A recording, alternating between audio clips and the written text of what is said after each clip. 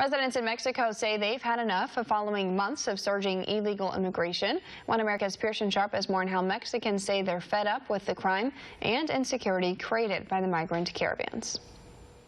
Residents in Mexico are pushing back against the hordes of illegal aliens flooding their towns on the way to the U.S. border.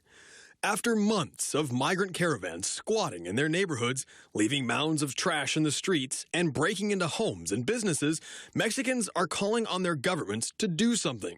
And Mexico is beginning to take notice. Local governments who tried to help the migrants are now being restricted by red tape and new regulations.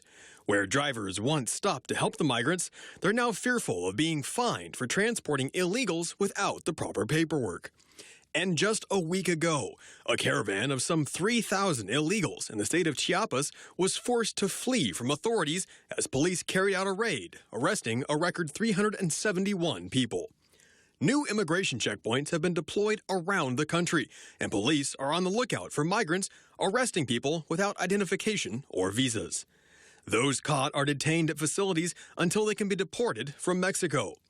This crackdown is largely in response to President Trump's call for Mexico's help in cutting down illegal immigration. Trump warned he would close off the U.S.-Mexico border if something wasn't done soon.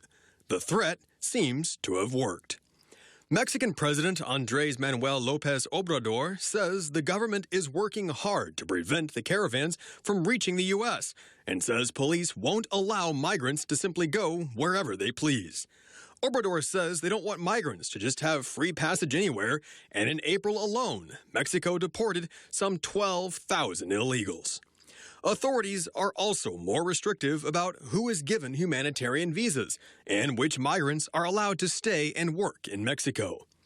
Along the migrant routes, even priests at local Catholic churches say the support for these caravans has vanished, as many blame the illegals for increased crime and insecurity.